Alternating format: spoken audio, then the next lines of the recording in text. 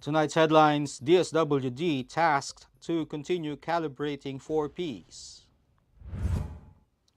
Rex Gatchalian named DSWD Secretary. Philippines urged to conduct maritime patrols with other nations. Philippines COVID-19 restrictions to ease.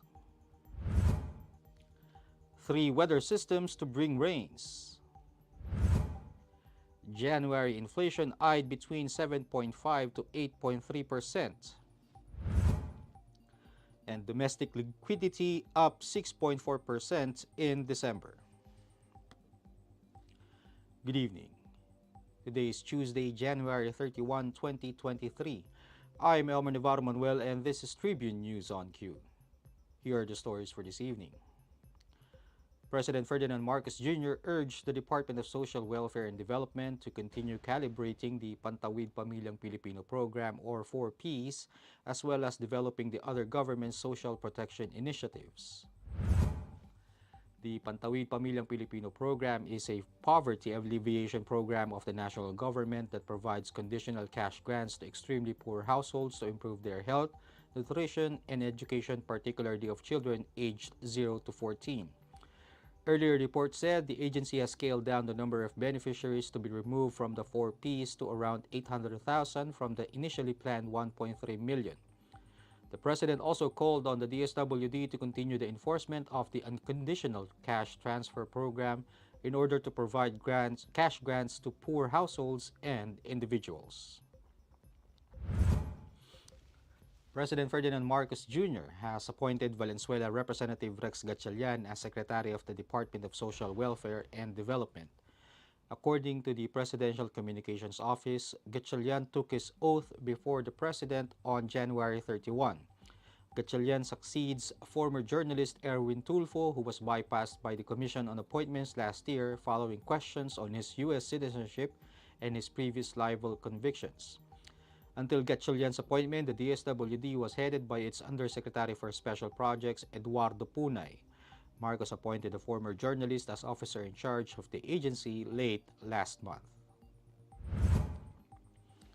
A maritime security expert on Tuesday encouraged the Philippine government to partner with other nations in conducting maritime patrols amid the tension in the West Philippine Sea. Retired Rear Admiral Romel Judge Ong said conducting maritime operations with other allied or partner countries are feasible, stressing the importance of constant communication with other governments. Ong said the Philippines' capabilities are restricted due to limited resources, the reason it is necessary to partner with other countries, and he added that joint maritime activities in the WPS will depend on the decision of the administration and foreign governments. The Philippine Coast Guard earlier said it is currently investigating the recent incident involving a Filipino fishing boat and a China Coast Guard vessel at the Ayungin Shoal last January 9. Tribune News on Cue will be back after these reminders. Mga impormasyong direktang makukuha mula sa sources at diretsahang usapan. Yan ang ating daming sa inyo sa programang Straight Talk. Samahan nyo kami sa makabuluhang talakayan live tuwing Martes alas 10 ng umaga sa official Facebook page ng Daily Tribune at Tribune Now on YouTube. Be updated sa news and happenings katribu. Hatid ng Daily Tribune sa inyo ang mga balitang napapanahon sa loob at labas ng bansa. Kami na ang bahala sa paghahatid sa inyo ng mga latest and reliable news. We got you covered sa programang Tribune News on Cue. Mapapanood mula umaga hanggang gabi, Lunes hanggang Biyernes sa Daily Tribune Facebook page at Tribune Now on YouTube.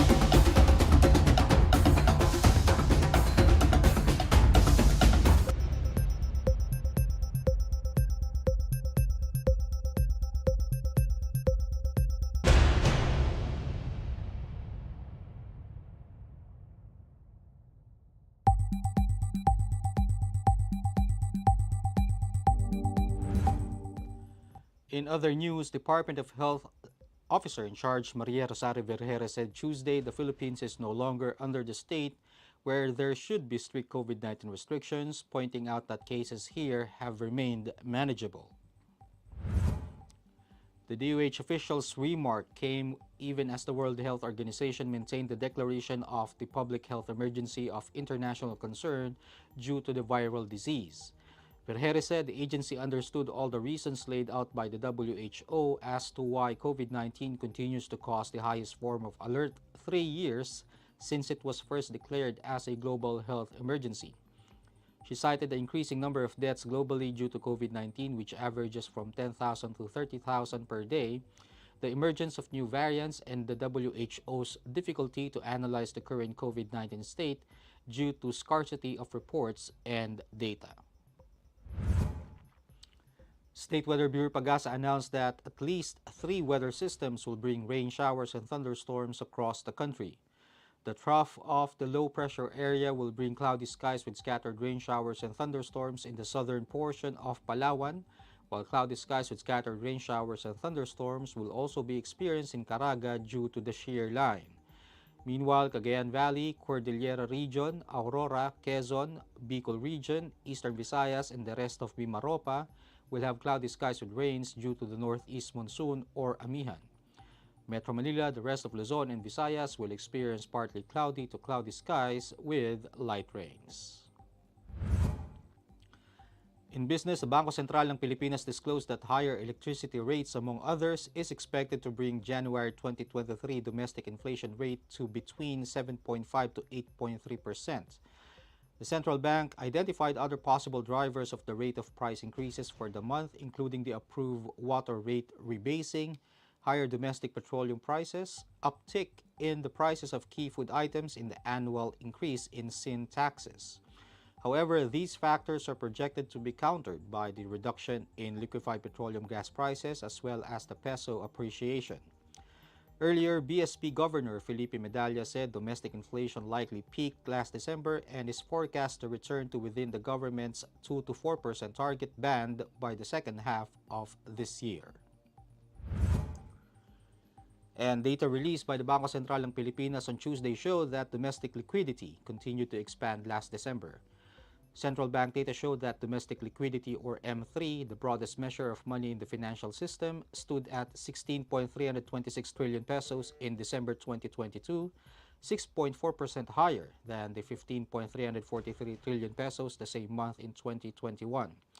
This follows the 15.644 trillion peso liquidity last November, which reflected a 5.5% increase from the 14.823 trillion peso recorded in the comparable period of 2021.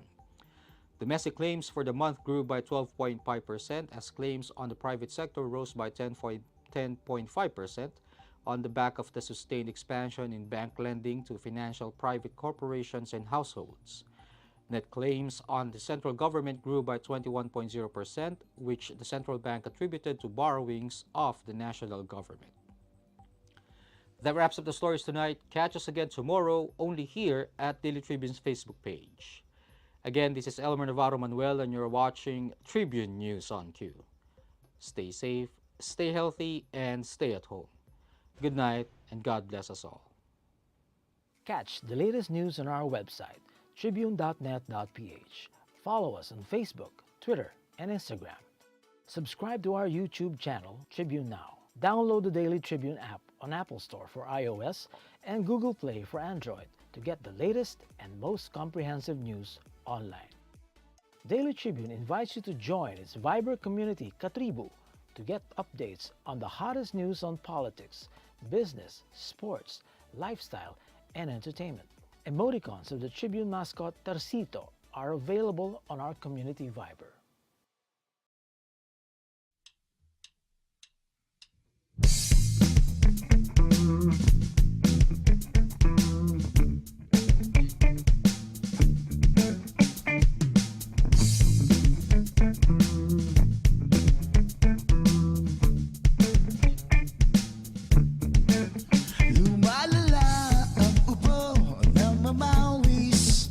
Yang palad ko bansa.